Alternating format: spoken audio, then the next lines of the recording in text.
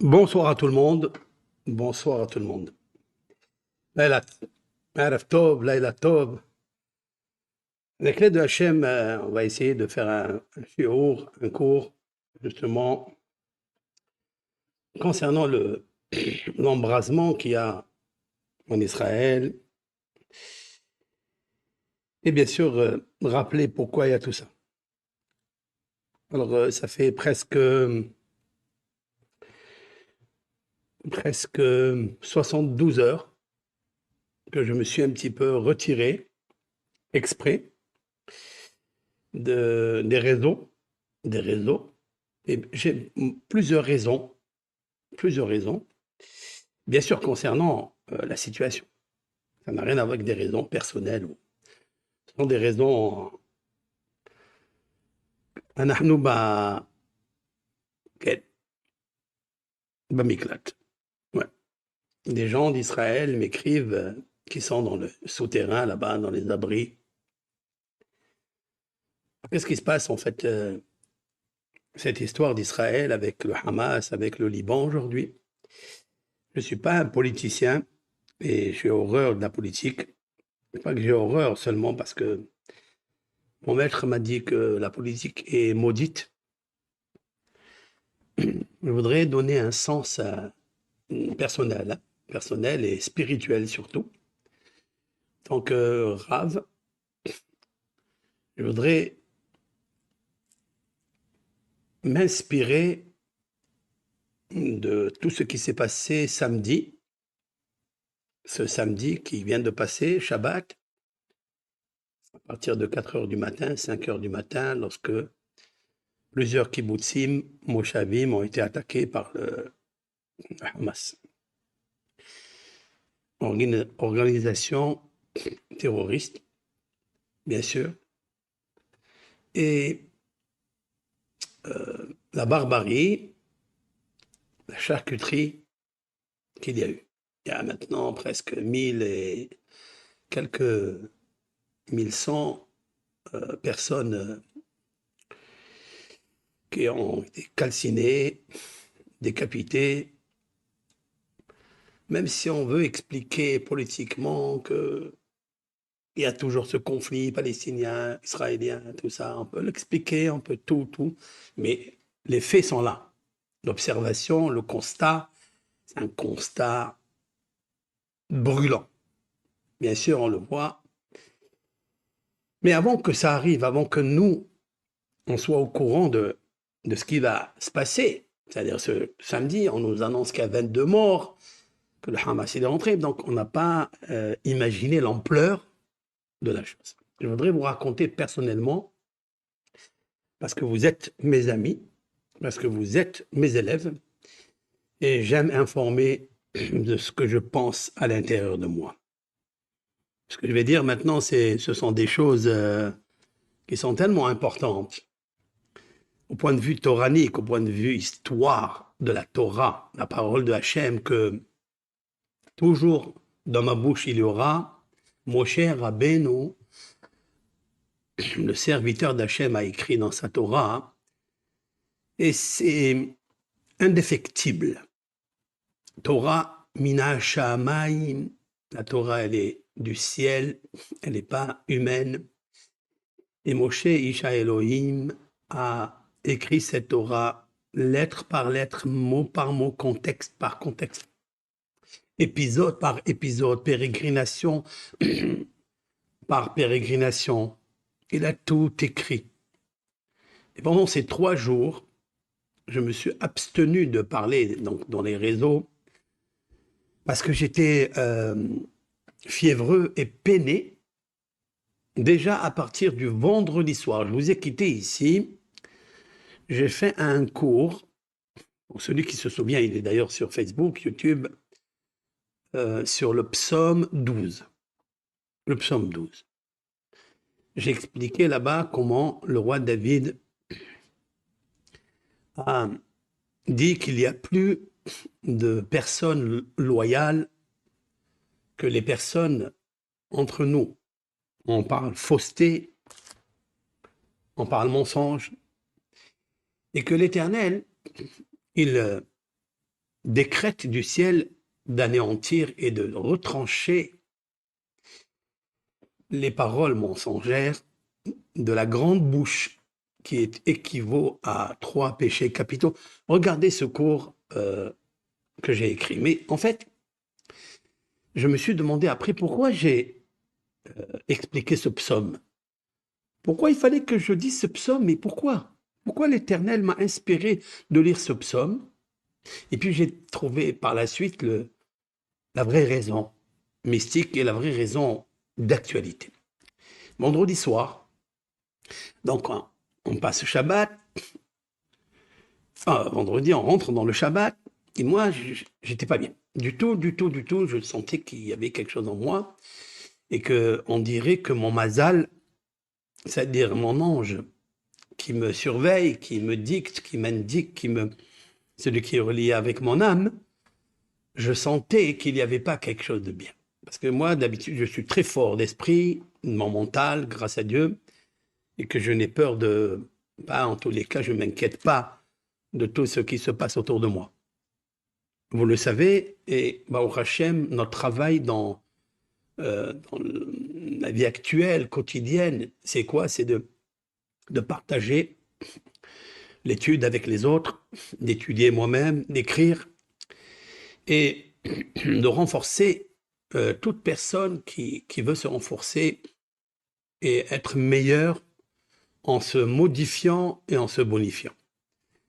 Et là, je sentais qu'il y avait quelque chose. Mon mazal, c'est-à-dire mon ange protecteur, me disait quelque chose. Et mon épouse, elle me dit, mais qu'est-ce qu'il y a? Je ne sais pas. Je rentre donc dans la soukha, on est dans la soukha, et je rentre et on me demande, mais qu'est-ce que tu as? Tu es triste, tout ça. J'ai dit, je ne sais pas. Moi-même, je ne sais pas. Qu'est-ce que j'ai? Bon. Et puis, le matin, au petit matin, vers 4-5 heures du matin, comme ça, j'allais me réveiller, lire un peu de psaumes, d'études, de paracha, de Rashi, mon étude quotidienne. Et puis, c'est incroyable, un verset de la Torah, il me revient, un verset dans la Torah, il me revient, que d'ailleurs, je vais vous expliquer ce verset qu'au début, je n'ai pas compris de quoi il veut parler.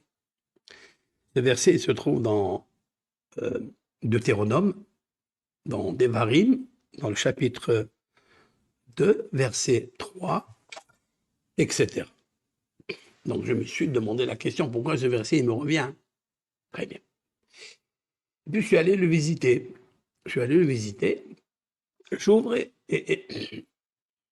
ça parle de Moshe Rabbeinu. Alors, il faut savoir que cette lecture du livre de Devarim, je l'ai dit d'ailleurs dans la soirée, dans la nuit, toute la nuit, on a fait un cours de Sha'ana Rabbah, la veillée, et je leur ai dit qu'il est d'usage, il est une takana, un tikkun de lire le livre de Devarim, c'est-à-dire tout le livre le 5e livre de la Torah, que Moshe Rabbeinu a écrit, et qu'il a tout retracé, toutes les quelques mitzvot, et surtout ce qui va se passer dans la vie, ce qui va se passer pour le peuple d'Israël avant de rentrer en Eretz Israël. Il répète, il réitère cela plusieurs fois. Il ordinateur que l'Éternel a donné à Yaakov, à Abraham, Isaac, Jacob, et etc., etc.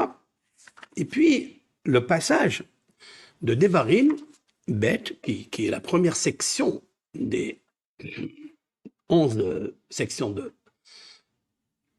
Deutéronome, là-bas, il parle de Sihon. C'est un roi invincible. Sihon ve'og, Sihon, et que l'Éternel lui a dit, écoute, Moshe avertit le peuple d'Israël que Sihon, ça va être un dur, mais tu le combattras et tu le vaincras. Comme ça, il lui dit. Mais Moshe Rabbeinu, Alav Shalom, Moshe Rabbeinu, il va parler avec lui pacifiquement, en lui rappelant qu'il voudrait passer dans son terrain, dans son chemin pour traverser après le Jourdain, pour arriver en Eretz Israël, et il lui dit à ce roi, que l'Éternel, Eretz Israël, que l'Éternel a donné à mes ancêtres. Il lui dit ça. Comme m'a laissé passer Esav, les enfants de Esav, d'Ésaü, à Séhir, dans la montagne de Séhir qui appartient à Esav, et que aucun enfant d'Israël n'a le droit de prendre. Lorsque j'ai demandé à Esav, Béné, Séhir, ils m'ont laissé passer.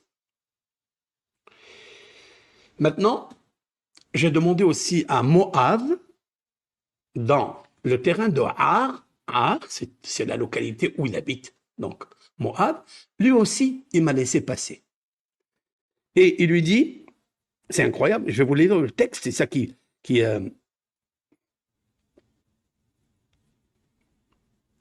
et Abera be'artsecha. Je vais traduire mot à mot parce que ce qui m'intéresse, moi, c'est ce que la Torah elle dit.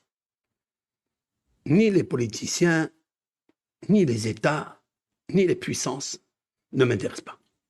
Parce que je sais que dans la Torah, c'est la parole de Dieu, il est tout écrit, et tout ce que le peuple d'Israël va endurer et va remédier. Il va tomber malade et va guérir. Et il lui dit comme ça, donc il passe du désert de Kdemot, c'est un endroit, localité, El Sihon Melech Heshbon, il lui envoie dire d'ivrei shalom, des paroles de paix, en disant je voudrais passer dans ton territoire. Ton territoire. Tu as un territoire, il est à toi. Dans ton pays. Je marcherai dans le chemin. Lo assour yaminusmon, je ne dévierai pas ni de droite ni de gauche, c'est-à-dire une ligne droite. Ochel, la nourriture, bakesev tashbireni. Si je veux manger avec tous le peuple qui me suit, je paierai mon pain avec de l'argent. Et je mangerai. Je paierai mon eau par mesure avec de l'argent. Je ne te demande pas de cadeau. Je te demande de payer mon argent, par mon argent, payer le pain et l'eau, c'est-à-dire la nécessité. Quand la Torah, elle me dit ça, ça veut dire, c'est l'aide humanitaire que je te demande. Même pas par cadeau. Parce qu'on va passer dans des endroits où il n'y aura pas de quoi manger. Et je paierai mon eau et je paierai mon pain. Rak, seulement, et beragli. Je passerai avec mes pieds. C'est-à-dire, il n'a ni armes, ni chevaux, il n'a rien pour le véhiculer. Je passerai par mes pieds. Comme ils m'ont fait les enfants d'Ésaü, Ayoshvim Seir, qui habitent Seir, les Moavim et les Moavites, Ayoshvim Be'ar. Donc ils habitent à Ar, jusqu'à ce que je traverse le Jourdain et la Haaretz, à la terre, Asher Adonai Eloheinu, l'Éternel, notre Dieu, noten lanu, nous donne au présent.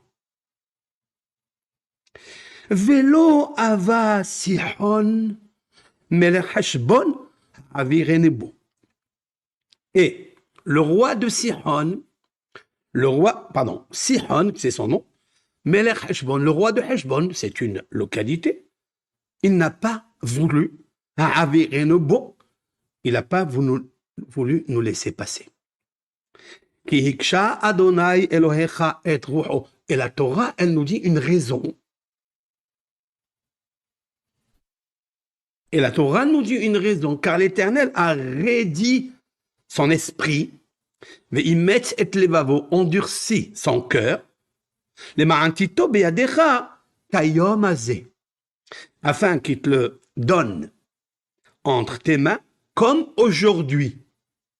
Comme aujourd'hui. Comme aujourd'hui.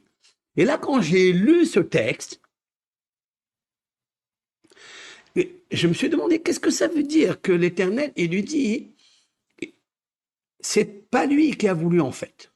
C'est moi qui a voulu faire. L'Éternel, j'ai rédit son cœur afin que tu possèdes après ces terres. Kayom Azé, comme aujourd'hui. J'avais un tas de questions sur ce sujet-là. Et puis, je me dis, mais pourquoi ce verset, il est venu me voir? Qu'est-ce qu'il veut? Qu'est-ce que je cherche? Qu'est-ce qui se passe? Je reviendrai vers vous pour expliquer cela. Parce que j'avais aucune réponse.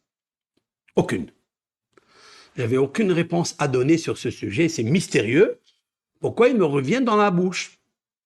Et vous savez qu'au petit matin, lorsque le Talmud, dans le traité Brachot 54, 55, B, A, là-bas nous dit que quand la personne se réveille au petit matin après avoir dormi, après avoir fait la digestion totale, lorsque les ingrédients, les aliments, le fer, le potassium ne s'immiscent pas dans les rêves, parce qu'ils font toujours des carnages dans les rêves, celui qui mange du fer ou des aliments qui ont du feu, eh ben, elle va rêver dans ses rêves des cauchemars de feu, de fer, de guerre, etc. Mais au petit matin, dit le Talmud, ce sont les meilleurs rêves qui se réalisent. Mais j'ai dit, c'est pas un rêve. Ce sont des versets qui sont sortis de moi, comme si, je sais pas. Bon. Mais, je vais à la synagogue, ça va, très bien, on commence la prière, et puis on arrive au Sefer Torah, c'est-à-dire à la lecture de la Torah. Qu'est-ce que j'écoute? J'écoute qu'il y a une attaque du Hamas sur Israël, sur des civils. Qu'est-ce que ça veut dire des civils? Mais comment? Ils ont cassé la barrière. Bon, comme vous connaissez aujourd'hui, je n'ai pas besoin de rentrer dans ça, c'est de la perte de temps. Et ils sont rentrés dans les moshav, ils ont tout saccagé. Il y a maintenant 22 morts. Allez, à cette minute-là, il y avait 22 morts, ça, en fait. C'est ce qu'ils nous ont dit, mais vous savez très bien qu'ils ne dévoilent pas tout. Qu'est-ce qu'il y a eu? Ben, c'est celui de la SPCJ, celui qui est donc la sécurité, à côté de ma synagogue. Il explique qu'est-ce qui s'est passé. Ils sont rentrés avec des fusils, avec des motos, avec des voitures, avec des je ne sais quoi. Et ils ont fait un carnage dans 7, 8, 20 kibbutzim. Et c'est la catastrophe. Mais où étaient ces gens? Comment ils sont arrivés à... Il dit, ben, ils faisaient donc une danse, ils faisaient de la musique pour la paix, pour le shalom, pour la paix. Et c'est des jeunes, le jour de Shabbat, bien sûr, le jour de Simchat Torah, ils font la Simcha à leur façon. D'accord? Les jeunes. Mais j'ai dit, mais c'est qui? C'est des jeunes qui font comme ça la musique, Shabbat et tout. Mais dit non, ça doit être des gens qui... Très bien. Et puis j'ai dit, waouh, ça c'était ça. Alors moi, je vais vous dire quelque chose, que quand j'écoute ça, j'ai dans ma tête plusieurs versets qui reviennent dans mon histoire. Hein. Ce sont des versets de la Torah et ce sont des événements qui se sont passés au temps de Moshe Rabbeinu, qui sont maintenant revenus, et le jour de Shabbat et le jour de Simchat Torah. D'accord? C'est-à-dire là où la Torah, c'est la joie, c'est-à-dire c'est la plus grande joie de la Torah, de terminer le Deutéronome, la paracha de Vezot Abracha, c'est la bénédiction que Moshe Rabbeinu nous a laissée, et de recommencer encore la création du monde, pour nous dire que la création du monde, tout ce qui se passera dans la création, en fait, est écrit dans la section de Vezot Abracha. Tout est là-bas. D'accord? Il y a une relation entre les deux. Je ne vais pas faire maintenant un sujet dessus. Mais, bien sûr, je vous dirai qu'est-ce que je pensais, mais je ne l'ai pas dévoilé, je ne l'ai même pas dit à ma synagogue. J'ai dit tout de suite, ce qu'il faut faire, c'est des Tehillim, c'est lire les Tehillim, parce qu'on ne sait pas l'ampleur, quoi, qui, qu'est-ce qui se passe, on n'a pas les informations, juste un tout petit peu, des brins dit comme ça, et là, je suis revenu, donc j'ai fini ma prière, je suis parti donc chez moi, je suis revenu samedi soir pour fêter Simchat Torah. Et puis, Bien sûr, les résultats sont encore plus profonds, c'est 300 morts, mais c'est hallucinant. Et, et donc, je n'ai pas fait Simchat Torah. J'ai sorti 2 séphers. Habituellement, on sort 11 séfarim que nous avons dans notre communauté. J'ai sorti 2 séphers qui sont sortis à Kippour, à Rosh Hashanah. Ce sont le Sefer Torah de Moshe Rabbeinu et de Aaron. Voici les 2 Sefer Torah que j'ai sortis. Alors, je voulais prendre un Sefer Torah pour danser un peu avec, gentiment. Pas que j'ai annulé totalement la fête de Simchat Torah. Je ne pense pas que j'ai le droit, mais j'ai dit que sûrement en Eretz Israël, où ils sont au courant, donc ils l'ont arrêté, ou ils ne sont pas au courant, ils sont en train de danser. Comme bien sûr, ils ne sont pas au courant tout à fait, parce que c'est dans les moshav qui sont juste à la barrière de bande de Gaza, j'ai dit sûrement et certains qui ne sont pas tous au courant, et c'est ce qui était avéré. Mais nous, on était au courant, donc je n'avais pas le droit de faire la Simchat Torah, parce que la Simchat Torah, elle n'est ni écrite ni dans la Torah, ni dans le Talmud, ni dans rien. C'est un minhag d'Israël. C'est-à-dire, c'est une coutume que nos hachamim ont instaurée, oui, et donc on est joyeux à la fin de la lecture, de la clôture de notre Pentateuch, qui est la section de Vezot HaBracha qu'on lit. Et donc, je voulais lever le Sefer Torah pour danser un petit peu avec, et voilà, je vous dis, et c'est là où ça a commencé mon problème. C'est que je n'ai pas arrivé à lever un Sefer Torah qui est le plus léger de tous les livres, les rouleaux de Torah que j'ai. C'est le plus léger. Je n'ai pas réussi. Et puis, une personne, elle m'a dit, bon, je vais vous aider. Donc, il y a une personne à droite, une personne à gauche. Elles m'ont aidé à lever le Sefer Torah pour danser avec. Et là, je me suis rappelé, je lui ai dit un verset. Je lui ai dit un verset, Ka'asher Yarim Moshe. C'était le Sefer Torah de Moshe Rabbeinu, hein, que nous avons offert il y a 4 ans. Et Moshe Rabbeinu, quand il y avait la guerre contre Amalek, donc c'est l'ennemi juré de Dieu, c'est celui qui, à cause de lui, le nom de Dieu n'est pas encore dans sa gloire complet, le trône de Dieu n'est pas encore complet, et Dieu a juré de l'effacer du monde. Et en fait, c'est marqué dans le texte là-bas, Ka'asher Yari Moshe et Yado vegavar Israël. Et lorsque Moshe levait ses mains, c'est-à-dire il priait fort avec l'intensité, avec la ferveur, et Israël gagnait la guerre contre Amalek. Mais Ka'asher Yaniyah Yado, et lorsque ses mains s'affaiblissaient et il n'arrivait pas à lever les mains pour prier, parce qu'il était faible, c'était une indication de Dieu, alors Vegavar Amalek, c'est Amalek qui gagnait la guerre. C'est incroyable. À la fin, c'est marqué que ils sont venus, Yehoshua et Hur, ils ont pris les mains de Moshe pour soulever ses mains. Ça veut dire l'aider dans la prière. Et tout ça, ça m'a, pendant que je faisais, mes pieds, flageolés, mes pieds étaient en train de trembler. Vraiment, ils étaient en train de trembler, mes mains tremblaient, tout tremblant, même qu'ils m'ont aidé, mais j'étais pas bien du tout. J'ai dit, mais qu'est-ce que c'est, ça sent pas bon du tout. Et en fait, comme si on m'indiquait des choses, et voilà. Puis je suis rentré chez moi à la maison, et le lendemain, le matin, quand on va finir la Torah et qu'on va recommencer Bereshit, j'ai pas été à la synagogue. J'ai pas été. J'ai dit, je suis triste. C'est le jour de Simchat Torah, c'est vrai, on n'a pas le droit d'être triste, mais on a le droit d'être un humain et de s'associer à la peine de Ham Israël, surtout quand j'ai entendu dans la nuit, des gens qui parlent. Dans la nuit, dans la yeshiva, j'entends la SPCJ qui disait qu'il y a beaucoup de morts, il y a des gens qui sont égorgés, il y a des gens qui sont... Et ça m'a fait terriblement de la peine, comme tous les juifs du monde qui ne cherchent pas tout ça. Qui ne cherchent pas tout ça du tout. Nous sommes un peuple pacifique, mais il y a une loi qui dit Abba leorkar, ashkem leorko. Celui qui vient pour te tuer, lève-toi et tue-le. Tu dois préserver ta vie. C'est pas ça. Je ne parle pas ni autant de guerre, ni autant de, comme on voit aujourd'hui, l'escalade, l'embrasement dans cet endroit-là. Il a un problème, cet endroit terrible, que je voudrais expliquer maintenant. En fait, la paix n'arrive pas, aucune nation, aucune puissance n'a réussi à rétablir ce conflit-là. Mais il y a deux conflits. Le premier, c'est le conflit avec les Palestiniens, c'est une chose, et le conflit qui n'est pas un conflit, c'est une guerre constante de personnes qui veulent effacer le juif de la terre.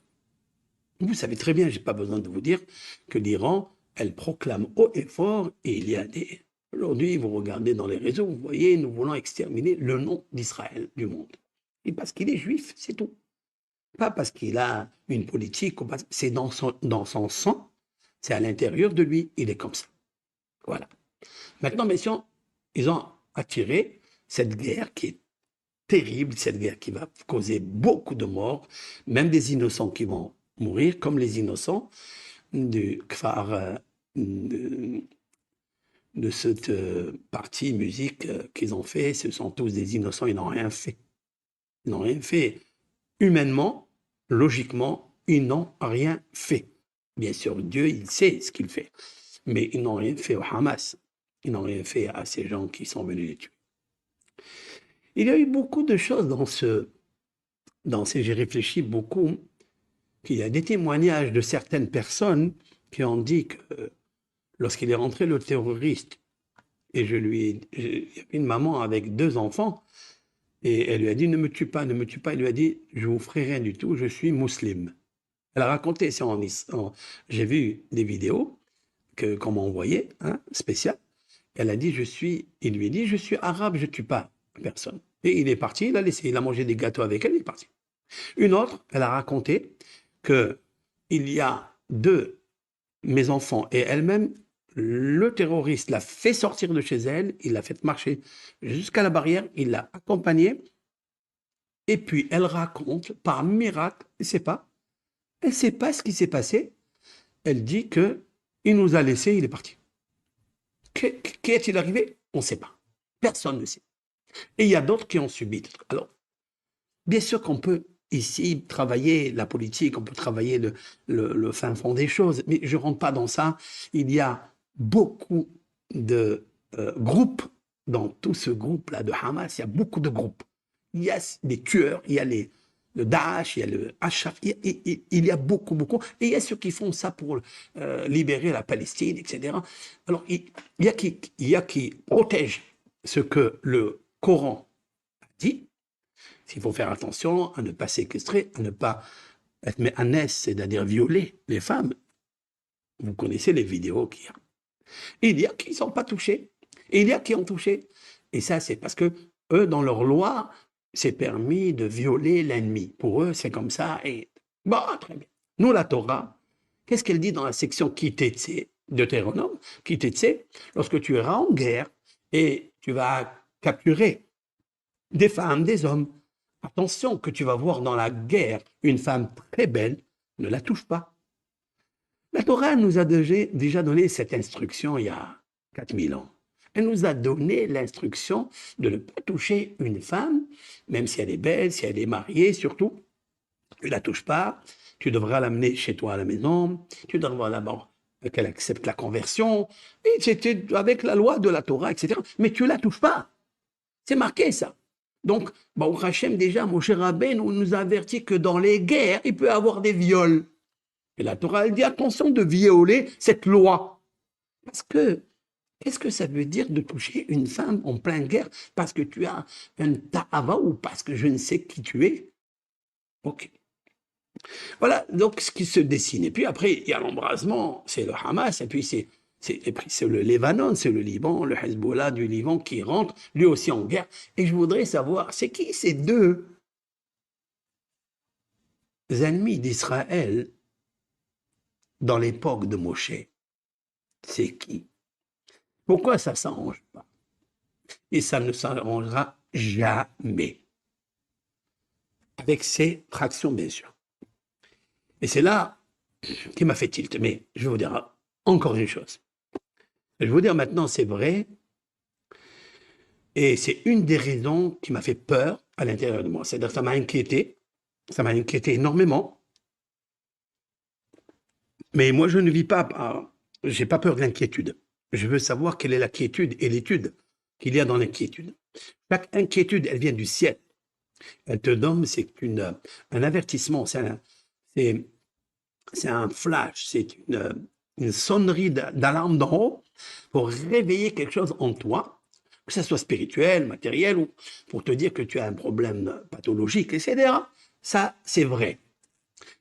Je vais vous dire quelque chose qui m'a fait terriblement flageoler mes pieds, et c'est que quand j'ai entendu cette guerre, ça m'a rappelé une vidéo, et c'est très intéressant que vous ayez la voir, cette vidéo. D'ailleurs, on va la diffuser bientôt. On est en train de travailler. Je viens de la trouver, quoi. Cette vidéo il y a 2 ans, à Osha'ana Rabat. Donc, c'était la même période, en 5781. Il y a 2 ans, nous sommes 5700, ça veut dire on vient de finir Tashpag, 5783. Donc, 2 ans avant, 5781, j'ai ouvert donc le débat sur une inspiration. C'est pas une prophétie, c'est une inspiration où j'ai dit, tiens, je vais aller visiter dans les psaumes, parce que vous savez très bien que pour moi, un des livres le plus secret et mystérieux, qui n'est pas un livre à côté de la Torah, mais c'est un complément direct des merveilles et des mystères cachés dans toute leur profondeur et tout ce que va se réaliser des prophéties de la parole de Hachem. Je me suis dit, puisque dans les psaumes, il y a de 1 jusqu'à 150, je vais visiter quel est le psaume 81, parce que je sais que le psaume 91, c'est quelque chose de grand, c'est Yocheb et c'était un lion qui est puissant. C'est celui qui guérit toutes les maladies, tous les pogroms, etc. Et je me suis dit, qu'est-ce que le psaume 81? Et puis j'ouvre le livre devant tout le monde, vous allez le voir dans la vidéo. J'ai dit, je vais vous dire quelque chose de 81 à 91, ce qu'il va se passer. Du moins, on peut prier que ça ne se passe pas. Mais je vais vous dire quelque chose. Et c'est là où j'étais terriblement inquiet, en même temps fasciné et peureux de ce qui est arrivé ce samedi-là. Donc nous sommes en Osha'ana Rabat, la veillée de la nuit, donc avant Simchat Torah, il y a 2 ans, dans l'année Tashpa. Et je disais, et c'est quoi le psaume 81? Il parle du psaume que nous lisons le jour de Rosh Hashanah. Appelez l'Éternel, intronisez l'Éternel, sonnez-le, les sonneries du chauffard, etc. Et que l'Éternel, il nous sauve de nos ennemis qui nous veulent du mal. Ce sont les athées, ce sont les criminels qui veulent du mal à Israël. C'est le psaume. Puis je finis 81, j'ai dit alors, qu'est-ce que 82? Qu'est-ce que le premier? J'explique 82. Quand on arrive au 83, et je dis là-bas dans la vidéo, vous allez la voir, c'est pas des choses que je peux inventer.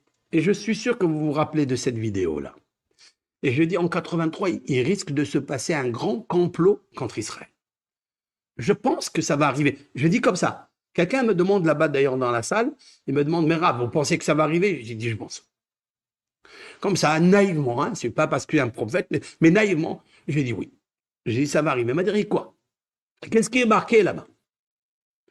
Il est marqué dans ce psaume, c'est pour ça que je voudrais prendre le livre de psaume qui n'est pas à côté de moi. En gros, il dit, c'est un psaume que la poésie, cette vision, était dite par Asaph. Asaph étant le petit-fils de Korah, et c'est le grand-père de Hana. Vous savez que Hana, elle a dit, mais Ashpot Yarim Evion. C'est-à-dire que des poubelles, il sauvera, il élèvera, c'est-à-dire il lèvera, il triomphera. Evian, c'est indigène, c'est-à-dire celui qui n'a même pas un repas à manger. Mais là, le Midrash fait référence au Mashiach, qui est en fait dans la galoute, il est pauvre, il n'y a pas de spiritualité, il n'y a pas de shalom dans le monde, il y a des guerres dans le monde. Et quand est-ce qu'il va arriver? Mais Hashpot, et le mais Hashpot, c'est mi Tashpa. Tashpa, ça veut dire depuis 5780. Donc ça résume un petit peu ce que Asaph veut.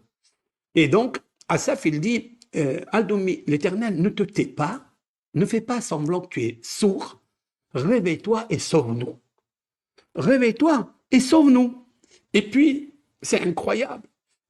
Réveille-toi, Hachem, et sauve-nous.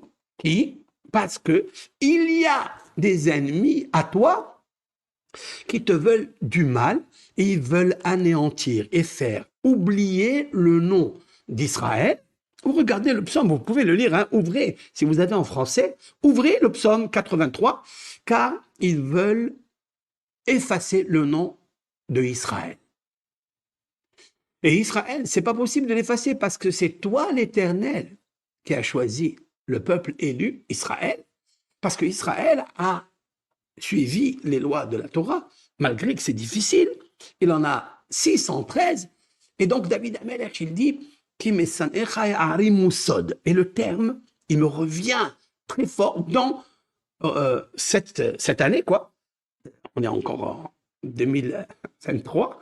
Il me revient qui j'explique, car tes ennemis, Ya'arimu, vient du mot orma, vont ruser un secret. Et c'est pas un secret aujourd'hui pour tout le monde que le Hamas a planifié, ça fait 1 an, peut-être au moment où je parlais, je ne sais pas, au moment où je disais ça, c'est sorti seul, qu'il va y avoir un secret que personne n'a su. D'ailleurs, tout le monde sait et pose des questions. Est-ce que le Shin Bet et tous ceux-là qui connaissent, les Israéliens qui connaissent toutes les feintes et toutes les astuces et tous les stratagèmes sur les secrets de tout, comment ça se fait qu'ils n'ont pas avisé cela? C'est impossible. Oui, c'est impossible. D'ailleurs, qu'ils disent non, ils ont fait exprès. Non, ils n'ont pas fait exprès. Faire exprès, peut-être ils ne pensaient pas que c'est une grande ampleur, peut-être. On dit peut-être c'est des petites manifestations, c'est des terroristes qui vont venir d'ici là. Mais là, il y avait 1000 terroristes avec une stratagème, avec des... On a vu descendre du ciel comme s'ils descendaient des... C'est incroyable. Donc c'est planifié, c'est préparé, mais la question est toujours que dans le Shin Bet, il y a toujours des balachim, c'est-à-dire des gens qui travaillent pour Israël, de là et là, etc., qui savent, et je ne rentre pas dans ça, peu importe. Et personne n'a transpiré. Et c'est ça qui est étonnant. C'est que personne n'a transpiré. Personne n'a dit quelque chose. Personne. Ça veut dire que c'est un groupe qui se sont réunis et ils ont dit attention, on va tout faire. Donc ça s'appelle Ya'arimusod. Ça veut dire on va ruser un secret que même le Shin Bet, que même Israël qui sont sophistiqués dans ça, ils vont pas savoir. Et c'est ce qui est arrivé. Qui sont ces gens-là? Aholé Edom Vishme'elim Hagrim Begevol Ve'amon Vegam Ashur Nilva Imam. Ils citent en fait tout ce que maintenant ils sont engagés dans la guerre. Quand il parle de Edom, Ishmaël, bon, je sais qui est-ce. Mais quand il parle de Edom, il parle de qui? De la Russie. Il parle de la Chine, qui ne veut pas se mêler. En tous les cas, elle est neutre. Et vous savez qu'il n'existe pas de neutre. Il dit Ishmaël ve Edom. C'est incroyable. Il s'est marqué dans le texte. Gam Ashur Nilva Imam. Même Ashur, Hagrim ou Moav. Et là, ça m'a étonné. Regardez cette vidéo. Vous allez voir, c'est terrible. J'explique. C'est qui Moav? Alors, et ça m'a fait tilt pour le verset que je vous ai dit maintenant, que je vais vous dévoiler. C'est qui Moav? Moav, en fait, c'est Abu Dhabi, c'est Dubaï. Moav, ce sont le pays, ce sont les Arabes, les musulmans. Je ne sais pas si c'est des Arabes ou musulmans. En tous les cas, qui ont fait la paix, le Brit Abraham, qui ont fait la paix avec Abraham. Et qui c'est Moav? Parce que Moav, lorsque Moshe Rabbeinu, il leur a dit, s'il vous plaît, est-ce que je peux passer dans votre terrain pour arriver au Jourdain et rentrer à la terre que Dieu m'a donnée, nous a donné, ils les ont laissés. Comme on fait Béné Séhir, c'est-à-dire Béné Séhir, pas Édom. Attention, attention, attention. Comme l'ont fait Béné Séhir, c'est-à-dire les enfants de Esav. Esav, c'est le frère de Jacob dans le ventre. C'est les chrétiens d'aujourd'hui, et d'hier et d'avant-hier. Et c'est ça que Séhir dit, non, ça c'est mon frère. Donc je le laisse passer. Moab, c'est qui? Ben Moab, c'est Ruth. Moab, dans la Torah, c'est marqué Al Tatsaret Moab. Attention, quand tu passeras dans le territoire de Moab, ne lui fais pas de mal, ne crée pas de siège, d'embargo, laisse-le vivre. Pourquoi? Pourquoi? Parce que de Moab va sortir la paix. Ils vont sortir la paix, c'est là où est sorti Ruth, un Moabite, qui s'est marié donc avec Boaz, le arrière-grand-père de David, le roi David. Elle va donner naissance au roi David. Incroyable. Pas seulement au roi David, toute la lignée de Mashiach, du Messie. Très bien. Et là-bas, dans le cours de Tashpat 5781, dans la veillée, j'explique ça. J'apporte même des preuves dans la guerre d'Abraham. Lorsqu'Abraham a fait une bataille avec les 4 rois invincibles, Abraham a gagné la guerre, il a ramené des gens de Moab, et j'ai trouvé dans le texte là-bas que c'est marqué Abu Dhabi et Dubaï. Je l'ai marqué. Regardez cette vidéo, elle est terrible, hein. Ça fait 2 ans en arrière. Hein. Donc moi, je n'invente pas, c'est marqué, vous pouvez le voir direct et vous l'écoutez, vous commentez si vous voulez. Et donc ce sont des gens. Et je me suis dit, mais pourquoi Moab, il est dedans, dans le complot? Qu'est-ce qu'il a? Mais il y a une paix qui se fait. Et j'ai dit, en même temps, dans cette vidéo, j'ai dit, ouais, mais peut-être qu'ils peuvent changer d'avis. Ils peuvent changer d'avis, on ne sait pas. C'est possible, c'est pas possible. Mais Moab, Dieu dit, il ne faut pas faire là. J'ai demandé pacifiquement à Bnei Séhir, ils m'ont laissé passer. J'ai demandé pacifiquement à les enfants de Moab, ils m'ont laissé passer. Mais pas à Sihon. Mais c'est qui Sihon? Donc vous voyez que, alors, vous comprendrez que j'étais tellement ému, tellement, en même temps, il s'est mêlé à l'intérieur de moi une faiblesse, une grande faiblesse. Je vous dis la vérité, où je suis parti dormir, j'ai pas assisté, j'ai pas fait Simchat Torah, rien du tout. Et je me suis, comme ça, j'ai repensé à ce que j'avais dit, à cette inspiration, hein. Cette inspiration qui s'est réalisée, ça m'a fait peur. Voilà, ça m'a fait peur. Et voilà. Et cette guerre qui est en train de se passer maintenant, c'est une guerre qui est écrite déjà dans la Torah. Et c'est ce que je voudrais vous ajouter aujourd'hui. Alors, je vais prendre le texte maintenant. Et je n'ai pas demandé à Meir de me faire la technicité des graphismes, mais je vais vous la faire moi aujourd'hui, parce qu'elle est très, très, très bien. Je vais essayer du moins de réussir. Hein. Je vais venir au texte Bamidbar. Je vais voir si je peux.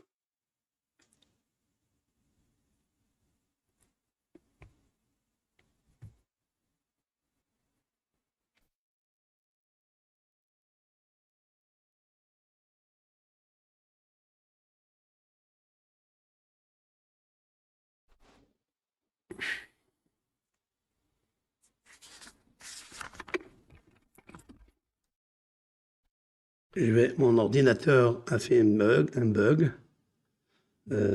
C'est pas grave, le voilà. Je vais revenir. Maintenant, le même texte que je vais vous lire maintenant se trouve en même temps dans le livre de Bamidbar, c'est-à-dire le 4e livre de la Torah, c'est les nombres, dans son chapitre 21, dans la section de Hukat. D'accord? Je vais vous lire. Là-bas, la Torah nous a donné plus de précision. Je vais vous lire le texte. OK? Le texte nous dit comme ça. Israël, donc, la Torah nous dit là-bas que c'était le moment où leur ont demandé. Moshe Rabbeinu, dans le livre de Devarim, il faut qu'on sache qu'il a juste fait une répétition de ce qui s'est passé dans le désert. Et à quel moment il y a eu vraiment cette guerre? À quel moment Moshe Rabbeinu a demandé pacifiquement d'Ivrei Shalom à Meler Sihon de passer en le payant comptant pour l'eau qu'il va boire, c'est-à-dire il lui a demandé une aide humanitaire, c'est ça qu'il lui a demandé, quoi. Et qu'il lui a refusé. Il a dit, non, je veux pas. Donc il a refusé la paix. En fait, il a refusé la paix. Ça veut dire quoi alors? Si j'ai pas d'eau, j'ai pas de quoi manger, tu me laisses mourir. C'est ça, hein? C'est ça. Ça, c'est honte, tu me laisses mourir. Donc tu ne cherches pas, en fait, la paix. Tu ne connais pas la vie. Tu n'es pas humaniste. Alors, c'est ça qui m'a interpellé. Maintenant, ce qui est extraordinaire, c'est que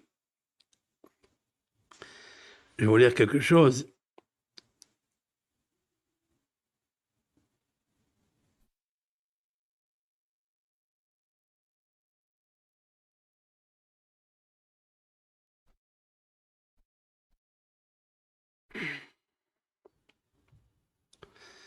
Voilà.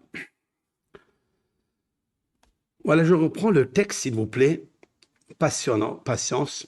Je reprends le texte. Et Vaïshlach Israël Malachim. Le texte, il est plus vivant et plus large dans le sens. Vaïshlach Israël Malachim, et Israël a envoyé des émissaires, des ambassadeurs, des missives, El Sihon Melech HaEmori Lemor, vers Sihon, le roi de Émori, d'accord, en disant. Donc Émori, attention, Émori fait partie des 7 pays, des 7 pays qui sont en fait un des problèmes de Amalek. C'est-à-dire là, la Torah nous dit que ces 7 pays, on devra s'ils ne nous laissent pas, nous allons souffrir avec eux. C'est ce qui est marqué dans le texte de la Torah. Il a demandé donc à Yahushua de créer justement une barrière avec ces gens-là et ne leur donne pas un contrat, une alliance avec ces gens, parce que si tu les laisses, ils vont venir et ils vont faire du mal. Comme ça, mon cher Rabbeinu, il a dit à Yahushua, quand tu rentreras, tu diras au Ham Israël de les combattre, ce sont les 31 rois. Parmi eux, c'est les 7 à Émori, à Périsie, à Girkashi, à Hévi, à Yvossil. C'est les 7 nations. Et la Torah elle dit, ne laisse pas cela en Israël ou autour des restes d'Israël, parce qu'ils risqueraient de te faire du mal. Comme ça, il lui a dit. Donc Israël, elle lui envoie des émissaires. Je peux traverser dans ton pays, l'unité bassadé, je ne vais pas dévier dans un champ, ou kerem, ni dans un vignoble. L'onishte mebe'er, nous n'allons pas boire les eaux de pluie. Nous allons marcher le chemin du roi. Jusqu'à ce qu'on traverse. Et ici, on n'a pas donné permission, autorisation à Israël de passer dans son territoire. Voyez, et sauf Sihon et Kol Amo, écoutez ce qu'il dit. Et la Torah nous dit, et il a rassemblé tout son peuple. Vayetse Nikrat Israël Amidbara, il est sorti. Ça veut dire, Israël était dans le désert, ils ne sont pas encore arrivés à Sihon.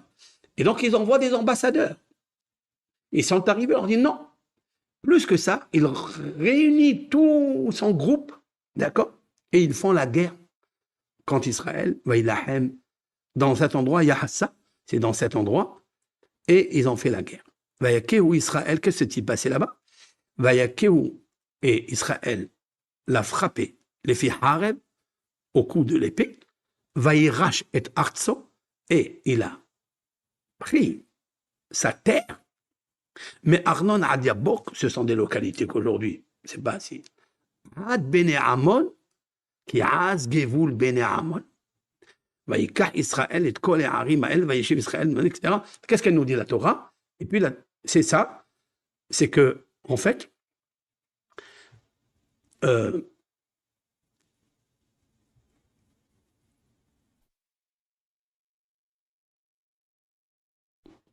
voilà. Voilà ce qui s'est passé là-bas. Alors, qui est ce Sihon-là? C'est qui Sihon, qui est le seul groupe, seul pays, qui est arrivé au Jourdain, arrivé presque à la terre d'Israël. Ils ne leur donnent pas à passer, ils ne veulent pas la paix. Pas seulement. Tu peux ne pas laisser passer. Israël a fait un détour pour tous ceux qui n'ont pas laissé passer. Ils n'ont pas lutté contre eux, mais eux, ils ont lutté contre eux. C'est qui ces gens-là? Alors, permettez-moi de vous dire, avec l'aide de Hachem, c'est qui cette force-là? C'est qui?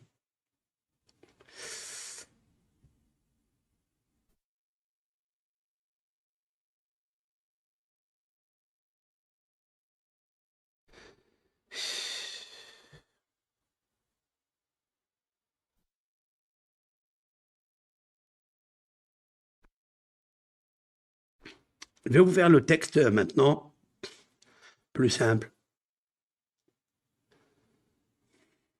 Voilà. Lorsque je prends le texte, je visite toujours les initiales des mots qui sont dans le texte. Je voudrais savoir c'est qui ce Sihon aujourd'hui.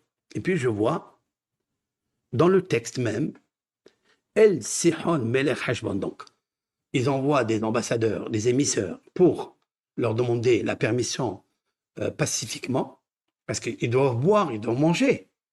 C'est l'aide humanitaire. Et eux, ils refusent. C'est qui ce Heshbon? C'est qui? En fait, Velo Ava Sihon Melech Heshbon. Et Sihon n'a pas voulu. Si vous regardez le texte, Ava n'a pas voulu. Il y a la lettre Aleph. Je vais vous le marquer ici. Comme ça, vous comprendrez le texte convenablement. Je vais vous le marquer. Les textes en hébreu. Il va y avoir 4 mots qui vont sortir. Hein. Très intéressant, ces 4 mots. Je n'ai pas préparé le cours pour le graphisme, mais c'est pas grave.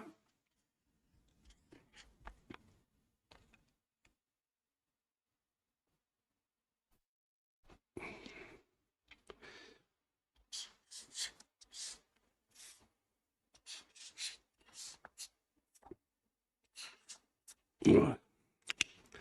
Donc là, j'ai marqué en texte Ava. J'ai marqué le mot Ava. Ça veut dire qu'il veut dire n'a pas voulu. Sihon. Donc ce fameux roi qui s'appelle comme ça. Et le roi de Heshbon, Melech. Heshbon. Voilà, vous savez que la Torah, hein, elle est très, très, très avare dans les mots et chaque mot, mystiquement, il veut dire des choses. Voilà ce que j'ai dévoilé pendant ce dévoilement de la fête. C'est ça. Vous voyez, je ne sais pas si vous avez compris ce que je veux dire là. Regardez. Regardez.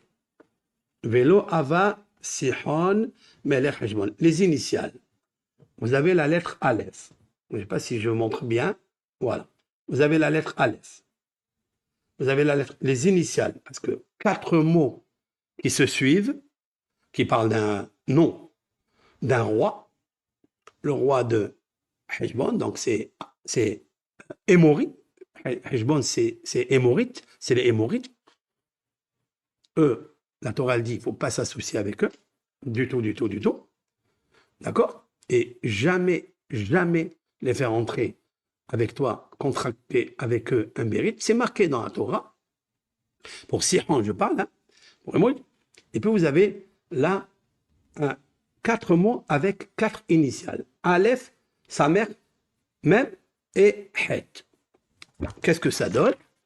Je vais vous l'écrire, qu'est-ce que ça donne de suite, en grand.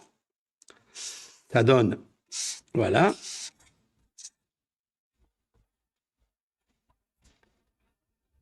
Voilà.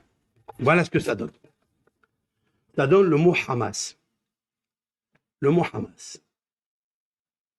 En fait, ce nom, Hamas, c'est pas... Hamas, il est écrit plusieurs fois dans la Torah. Vous allez le voir dans Parashat Noach la semaine prochaine. Vous le verrez dans la section de Noach, qui m'a Hamas, mais Hamas là-bas, c'est avec un Samer. Même Samer. C'est-à-dire le mot qui veut dire violé ou volé en flagrant délit. Mais là, c'est marqué avec Aleph. Avec Aleph, c'est un nom. C'est un nom, c'est un groupe. C'est pas pareil que Hamas. En fait, le fameux Melech Heshbon que Moshe Rabbeinu, il lui demande de passer pacifiquement en payant l'eau, en payant tout pour l'aide humanitaire, il n'a pas accepté. Et en fait, c'est lui qui est à l'intérieur. En fait, c'est ce groupe-là qu'on connaît, qui datait depuis longtemps, il y a 3004, je ne sais pas combien d'années, depuis Moshe, depuis cet épisode, d'accord? Donc ça fait bien longtemps. Il n'a pas voulu. C'est les seuls qui n'a pas voulu. Pas seulement qui n'a pas voulu, ok, mais pourquoi tu sors avec ton groupe pour faire la guerre contre Israël? Et j'avais compris quelque chose. Puisque le dévoilement, il s'est fait, j'avais compris qu'il va y avoir quelque chose là, bientôt. Et c'est pour ça que je me sentais très mal. Et c'est l'année 5783, c'est-à-dire 2023, où le projet s'est fait. Et puis, on passe à quelques jours de l'année Tashpad, qui est 5784. Dans le mot Tashpad, c'est 700, pad, P, c'est 80, et 4, c'est 4, donc 84. Mais la dichotomie, c'est Tash, c'est affaibli. Pad, c'est en fait le salut. Pad, c'est Pidion. Le Pidion, c'est-à-dire que l'Éternel a laissé les choses parce qu'il devait avoir une catastrophe peut-être plus grande, je ne sais pas. Et donc nous sommes dans la croustille d'une année qui est un petit peu un relâchement du salut. Attention, je ne décourage pas parce que je vais dire quelque chose maintenant. Justement, c'est une année qui peut être très puissante pour tout le monde, qui peut être très favorable pour tout le monde. Elle va être difficile, mais qui dit que c'est pas bien? Dans le difficile, il y a toujours ce qui est amer, mais pas mauvais. Maintenant, quand je vois ça, ça m'a rappelé ce que j'ai dit il y a 2 ans, en 5781, Tashpa, Hashpot, mais Hashpot Yarivin, où ça commence à se... Alors le psaume de Pédalet, alors le psaume de 84, il dit des choses. 85, il dit jusqu'à 91, et derrière 91, il y a des choses qui vont se passer. Hachem Beler, El Nekamot Hachem, ce sont les psaumes qui parlent en fait de la vengeance. Dieu, de toute façon, c'est lui qui règne dans le monde, qui a raison, qui n'a pas raison. Aucun être humain ne pourra le dire. Aucun. Aucun stratagème, aucun philosophe, aucune puissance, même si elle est je ne sais quoi. Elle ne peut pas dire, il n'y a que Hachem, que l'Éternel, Akadosh Baruch Hu, c'est lui qui dirige le monde. Donc on saura, qui vivra, verra. Le problème, il est le suivant. Pourquoi ça s'est passé là? Et donc, il y a beaucoup de choses qui se trottent dans ma tête. Je voudrais faire une organisation, mettre de l'ordre dans le désordre. Pas pour moi, mais par rapport à la transmission que je suis en train de faire maintenant. Et je pense qu'elle est une transmission très précieuse et valable. Mais je reviens à ce qui s'est passé. Qu'est-ce qui s'est passé ce samedi, ce fameux samedi du 7 octobre? Qu'est-ce qui s'est-il passé dans les Moshav? Il y a beaucoup de choses qui se sont passées, mais avant d'arriver au Moshav, avant d'arriver à des kibbutzim, ils ont d'abord attaqué, la première des choses, c'est la surprise partie, et attaqué en surprise. Alors, qu'est-ce qui se passe dans ce que c'est quoi le jour de Shabbat, le jour de Simchat Torah? On a une chose comme ça dans le territoire israélien. C'est quoi ça? Bien sûr, on ne veut pas accuser personne et on jette aucun jugement sur personne. Je veux juste comprendre spirituellement. Parce que j'ai toujours dit, au nom de nos sages, que la faute est la cause de toutes les punitions. Quand il n'y a pas la Kedusha, la sainteté qui est respectée, alors il y a des dégâts. Surtout s'il y a, même si c'est des danses, etc., mais des danses, même si on les fait avec sniout, avec de la pudeur. Et lorsque le peuple d'Israël avait fait le veau d'or, écoutez ce que je vais dire maintenant. Lorsque je reviens au texte de la Torah. C'était quel moment qu'ils ont fait le veau d'or? Vaudor, ils l'ont fait juste après le don de la Torah. Juste après Simchat Torah. Ils ont reçu la Torah, ils étaient contents. Puis, Moshe Rabbeinu, il entend de la part de Dieu lui dire: descends, ton peuple a fauté. Et qu'est-ce qu'ils ont fait? Il lui dit: ils ont fait un Hegel, ils ont fait un veau d'or. Et Moshe Rabbeinu, il descend, il voit le veau d'or et il casse les tables de la loi. Il prend les tables de la loi, il les casse. Et puis Moshe Rabbeinu, il remonte pour demander pardon. L'Éternel s'était enflammé pour détruire tout ce peuple-là. Et pour cause de plaidoirie de la part du serviteur de Dieu, il lui a laissé le peuple. Il dit: c'est le peuple que tu as fait sortir d'Égypte, tu ne peux pas lui faire ça. Bon, on va pas rentrer dans les philosophies. Puis Moshe Rabbeinu, il obtient encore une autorisation, un cadeau du ciel, de remonter et de ramener les deuxièmes tables de la loi. Et il les ramène le jour de Kippour, parce que Dieu lui a dit: je te pardonne ta faute. Je pardonnerai la faute du veau d'or. Mais l'Éternel a dit: attention, ne faites pas comme vous avez fait le veau d'or. Qu'est-ce qui est arrivé? Pourquoi mon cher Rabbeinu, il brise les tables de la loi? Pourquoi il ne les a pas laissées de côté? Il ramène le peuple à la raison, il demande pardon à Dieu, que Dieu lui donne la permission de redistribuer ces tables de la loi, les premiers. Pourquoi il les casse? Tous les commentateurs se penchent sur cette question qui est très, très, très, très puissante et fine, qui est d'abord logique aussi. Alors, un des grands maîtres a répondu, et c'est ça qui m'a fait peur, c'est que Moshe Rabbeinu, il voulait la laisser, les tables de la loi, il ne voulait pas les casser. D'ailleurs, Dieu ne lui a pas dit de les casser. Mais Dieu, il lui a dit: bravo que tu as cassé ces tables de la loi. Quand est-ce qu'on lit ça? Ce bravo-là, c'est marqué dans la dernière phrase de la paracha de Vezot Abracha, c'est-à-dire de Simchat Torah. La phrase ולכל היד החזקה וכל המורא הגדול אשר עשה משה לעיני כל ישראל. C'est quoi Asher Asa Moshe לעיני כל Israël? Rashi, il donne une explication étonnante. Là, on parle des miracles qu'il a fait en Égypte, qu'il a fait dans le désert, qu'il leur a donné la manne, etc. Et il dit: et l'étape de la loi qu'il a pris dans ses mains, qu'il a brisée. Et Dieu lui a dit: bravo, Asher, Asher, c'est-à-dire Shkoyach, ça veut dire Asher, Ishur, en hébreu, Ishur, autorisation, permission. Je t'ai donné. Je te donne mon aval pour avoir cassé les tables de là. Mais pourquoi?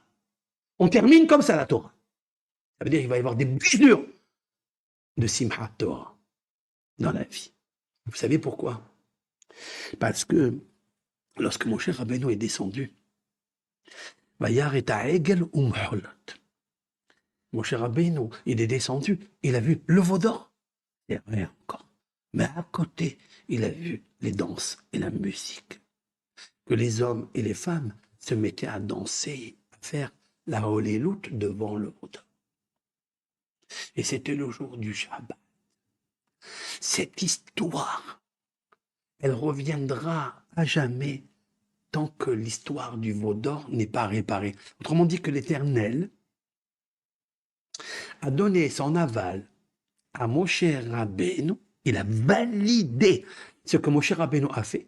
Et Dieu, il a dit à Moshe Rabbeinu: ou bien pokti ou pakati alem.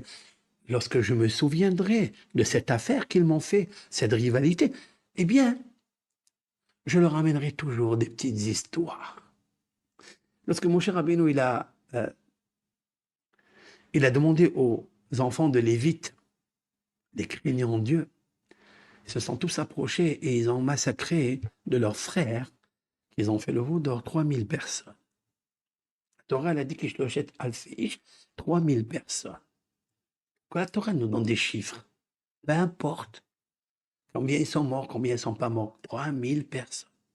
Ok. Je ne voudrais pas débattre sur le chiffre 3000, ça ne m'intéresse pas pour l'instant.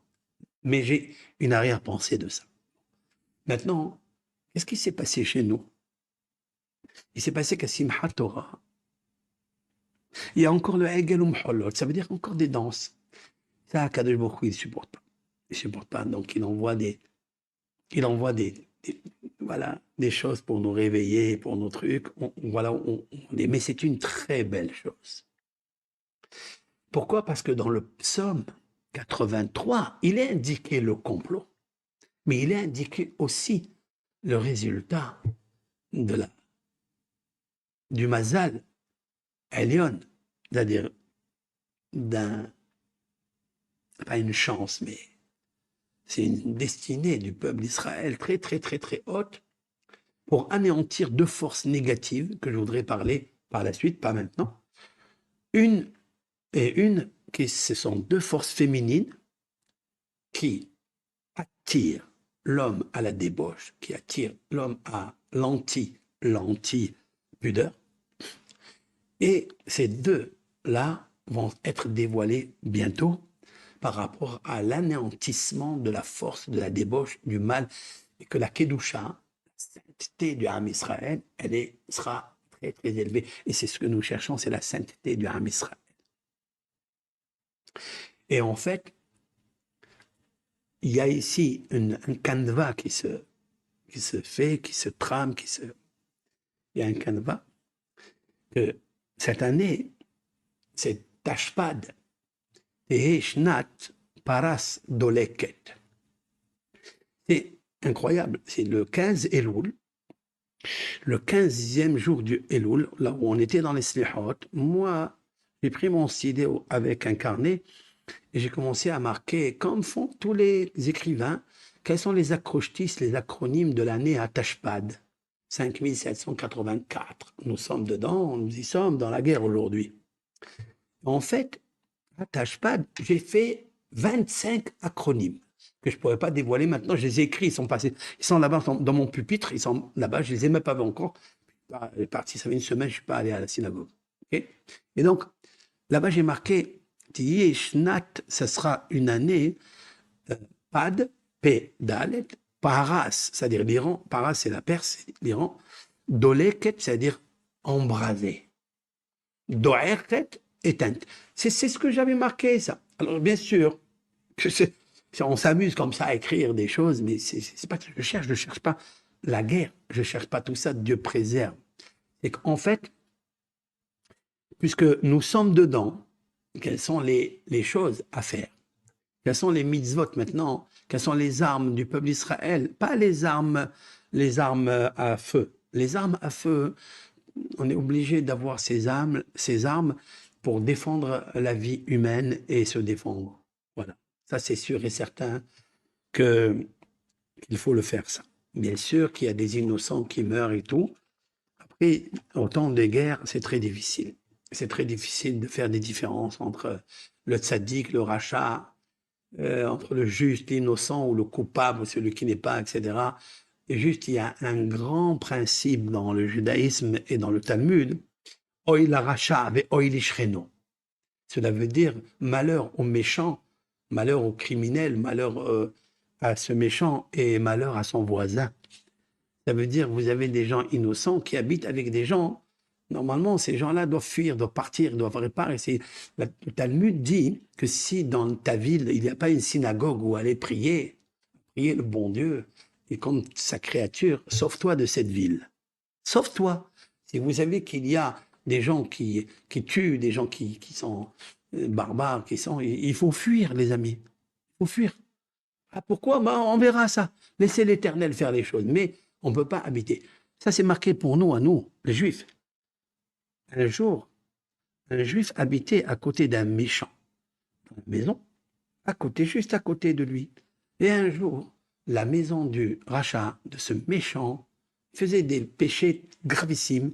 Ce méchant, sa maison a pris l'incendie, a brûlé entièrement, et elle a brûlé aussi le compagnon qui était un homme très bien, très gentil, tranquille. Des gens qui étaient bien, et des gens avec un bon renom et tout. Elle a brûlé sa maison aussi, mais il n'a rien fait, lui. La réponse est Oï la racha, Oï l'ishreno. Malheur à celui qui est méchant, c'est sûr qu'il va lui arriver beaucoup de choses mauvaises parce que Dieu, Akadosh Baruch Hu, l'Éternel, Elohim, ne laisse pas les impies, ne laisse pas l'injustice, ne laisse pas toutes ces choses qui arrivent dans le monde qui sont mauvaises. Mais attention, ne sois pas collé avec lui. Si tu es collé, tu te brûles toi aussi. il y a un incendie dans la maison du rachat du méchant, il y a l'incident de l'incendie à l'intérieur de tout l'embrasement, il va se faire entièrement. Alors, qu'est-ce que nous devons prier immédiatement? Tout ça, c'était en fait juste 5% de ce que je dois dévoiler. 5. Mais au fur et à mesure que je me reprenne moi-même, on dira des choses dans ce texte-là. Parce qu'en fait, ce qui m'a beaucoup surpris, c'est que c'est terrible de dire quelque chose comme ça. Je vais vous le dire. C'est que dans le même verset, oui, je vais vous le sortir.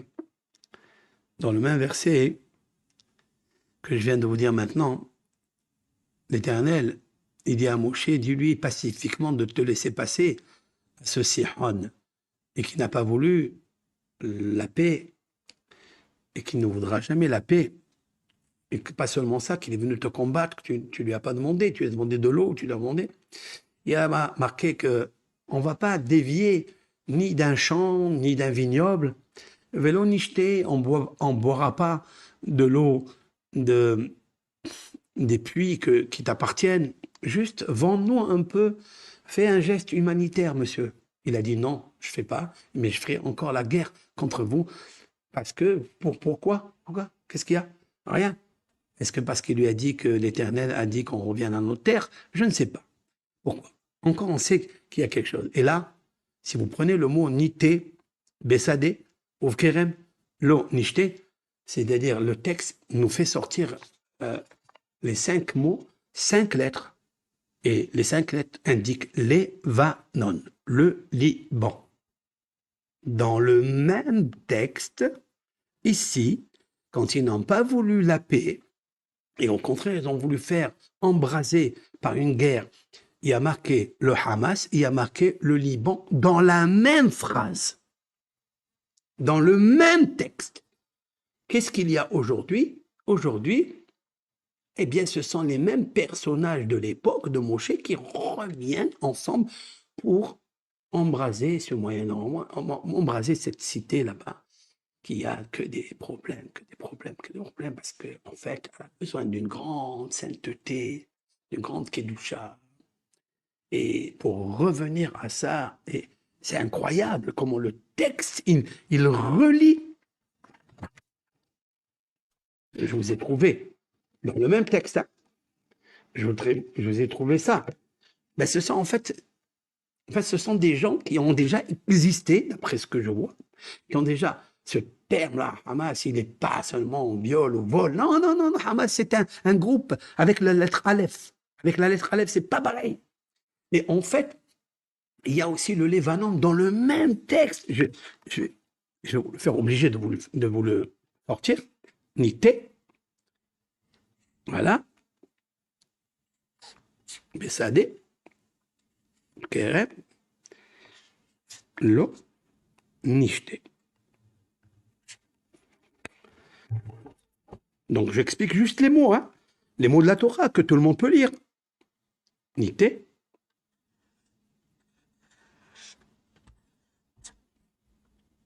Bessadé. On vous le fera en graphisme bien lu, avec le sous-titre, comme ça vous comprendrez ce que je veux dire, mais je pense que vous avez déjà saisi. Au Kerem, Lo, Nishté. Voilà.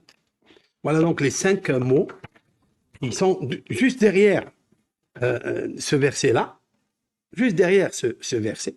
Voilà. Et c'est incroyable. Regardez. Je ne sais pas si vous regardez bien comme moi.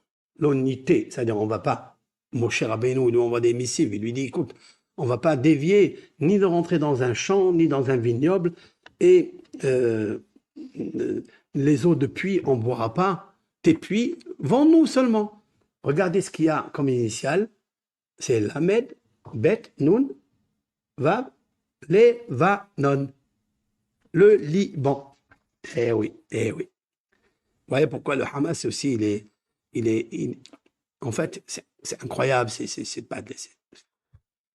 C'est incroyable, c'est une petite partie dans le monde. Il y a des milliards de kilomètres en Russie, en Inde, des milliards des grands pays en Amérique, de partout, des choses grandioses. Et là, la Torah, juste au bout du Jourdain, quand on va rentrer en Eretz Israël, juste dans cette localité, il y a deux groupes qui sont dans le Libanon, dans l'Aza, dans le Hamas. Ils sont dans le texte. C'est impossible. C'est impossible. C'est impossible. Un homme ne peut pas écrire un livre où on peut sortir par une fréquence de lettres, par la fréquence qui est juste l'acrostiche, l'acronyme de 5 mots, de 4 mots, dans le même verset. C'est pas possible. Je vous dis, c'est pas possible. Si c'est pas la parole de Hachem, la prophétie qu'a reçu Moshe Rabbeinu, Eved Neeman, serviteur fidèle à Dieu. Et donc voilà l'embrasement qui se fait, c'est incroyable. Maintenant, je peux aller plus loin et vous dévoiler des choses de porte-avions américain qui est là-bas dans la Russie. Tout est écrit dans ce verset, chers amis. Mais je ne peux pas le dire maintenant. Je ne voudrais pas parler de ça parce que ça rentre dans des choses, vous le savez très bien. Je voudrais parler juste de ce que maintenant, Israël, ils font la guerre avec ces deux personnages, ces deux groupes, que Israël, il y a 3440 ans, il leur a demandé la permission de rentrer dans leur territoire pour qu'ils boivent un peu d'eau, un peu de truc. Maintenant, qu'est-ce qui se passe maintenant? Maintenant, il y a un siège. Israël lutte contre lui, lutte contre le Liban. Il y a un siège, il y a l'aide humanitaire. Ça veut dire, tu n'as pas voulu me donner l'aide humanitaire? Ben moi, Dieu, tu ne veux pas être humaniste avec mes enfants, avec le peuple d'Israël, tu fais des complots. Très bien. Alors moi, je vais créer aussi ça. Mais c'est pas les hommes qui créent du tout. Il n'y a pas quelque chose qui bouge. En Adam nokef etzma'o milmata, atkim godrim alav milmala. Le Talmud dit qu'un homme ne bouge pas, on n'est pas touché dans son petit doigt si on n'a pas décrété sur lui d'en haut. Donc, tous ces marionnettes que nous sommes, tous ces hommes, tous ces guerriers, tout ça, c'est l'histoire qui se refait pour la correction de ça. Donne-moi un morceau de terrain pour passer. Je tourne pas là, je tourne pas là. Je prendrai pas de vigne, pas de champ. Je cueillerai pas tes fruits, ni boirai de l'eau. Je paierai mon eau. Non. Non. Velo ava Sihon Neton et Israël avoir bigvulo. Et il n'a pas voulu Sihon, Melech Heshbon, donner à Israël le passage de passer vers la terre que Dieu leur a promis. Il n'a pas voulu. Et là, c'est incroyable. On sort le mot Hamas, c'est ce groupe, et on sort le mot Lebanon, c'est le groupe qui se trouve là-bas et là. Et ça m'a fasciné. Voilà. Voilà, vous comprenez que je me lève le matin, Shabbat, comme ça, 4 heures du matin, et c'est le verset qui me vient dans la bouche, et je me dis, mais qu'est-ce qui se passe? Pourquoi? Pas parce que je l'ai lu la veille, parce que c'est vrai que je l'ai lu la veille pour finir mon livre de Devarim, de Deutéronome, puisque nous faut faire tout ça pour le tikkun, pour l'embellissement de la soirée. Mais voilà les résultats, en fait. Et je ne voulais pas le dire de suite, je voulais laisser 72 heures. 72, c'est hesed, c'est bonté. Je voulais que ça s'organise à l'intérieur de moi pour le dire avec une pédagogie, avec un instrument de calme et de dire les choses, pas autant que politicien ou autant que, au contraire, nous sommes le groupe du Shalom. Moi, mon groupe à moi, c'est le groupe du Shalom. Nous prions que des innocents ne souffrent pas, ne meurent pas. Donc j'adresse ici à tous les innocents une brioute, c'est-à-dire une bonne santé. J'adresse aux Hayalé Israël qui luttent pour une survie, une vie sûre, leur terre. Il y a 3 dimensions là-bas. Il y a 3 dimensions. Il y a d'abord ceux qui sont au front, ceux qui ont laissé leur famille, qui ont laissé tout pour aller combattre, etc. J'espère que cette guerre va amener le rétablissement de beaucoup de choses, parce que je suis sûr et certain. Et aussi, je prie aussi pour tous les malades d'Israël, tous ceux qui sont malades, tous ceux qui sont malades aussi, qui par ces bombardements, il y a eu des enfants, il y a eu, on ne sait pas où est la vérité, des fake news, chacun il raconte ce qu'il veut. En tous les cas, que Hachem il guérit ses créatures, Voilà mon souhait.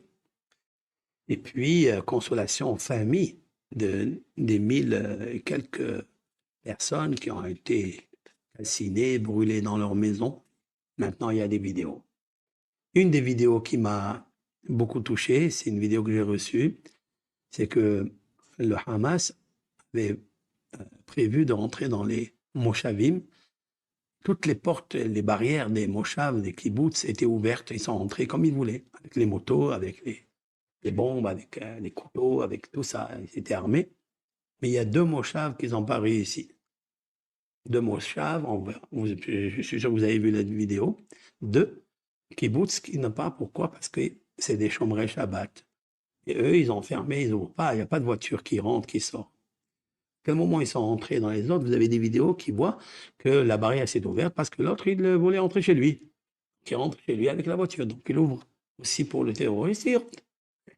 Mais il y a 2 vidéos qui montrent qu'ils n'ont pas pu rentrer avec les motos parce que comment ils vont sortir après? Ils ne peuvent pas, soit qu'ils vont monter la moto, ils pouvaient rentrer, sauter le mur, ils ne l'ont pas fait. Ils pouvaient faire un carnage en sautant. La barrière, elle n'était pas tellement haute, ça aussi, mais la barrière est fermée les jours de Shabbat. Comme quoi, le dicton qui dit que plus le Shabbat a préservé les Juifs, que les Juifs ont observé le Shabbat. Et cette préservation, cette sécurité qu'ils ont eue, ceux qui boussa, ils ont été sauvés, bisrout à Shabbat. La deuxième chose que je veux vous dire sur ce Haya-là, et donc, il était parmi les cadavres, etc. Il était très, très touché, très blessé, et que quand le Hayalut, Israël, ils sont venus, et lui, il était parmi les cadavres, et ils ont voulu le tuer, parce qu'ils ont pensé que c'était ils ont vu bouger. Et un des soldats, il a dit, non, non, mais il a le tzitzit, il a les franges, il a le tzitzit, il a le tzitzit, il a le tzitzit, il a le tzitzit. Il a vu le tzitzit dépasser sa combinaison, il a dit, c'est juste. Donc ils ont vu après que, oui, il a parlé en hébreu, ils l'ont sorti. Grâce à ces tzitzit, il a été sauvé. Qu'est-ce que ça veut dire quoi? Ça veut dire, en fait, le peuple d'Israël n'est pas voué à faire une guerre, il est voué à faire ce que Moshe Rabbeinu leur a dit au mont Sinaï, au nom de Dieu, la Torah, et la Torah, et la Torah, et la Torah, et l'amour, et le shalom. Voilà ce que le peuple d'Israël doit vivre. Maintenant, ce que nous vivons maintenant, j'ai essayé un petit peu d'argumenter, d'une inspiration que j'ai eue il y a 2 ans et celle de maintenant, dans les textes qui rappellent tout ça. Puisse l'Éternel, si vous avez des questions, je suis là. Je suis... voilà, si vous avez des questions sur ce sujet-là, je suis prêt à répondre à chacun. Est-ce qu'il y a des bénédictions à faire? Est-ce que vous avez des bénédictions à demander, des refoua chez les mains? Est-ce que vous avez de la famille qui se trouve sur le front? Est-ce que vous avez des noms?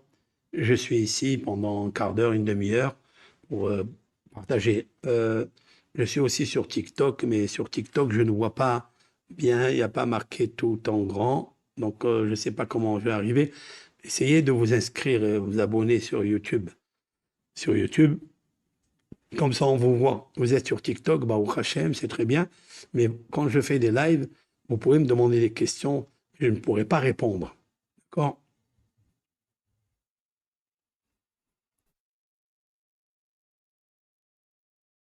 Je sais que vous avez beaucoup de choses à me dire, mais comment?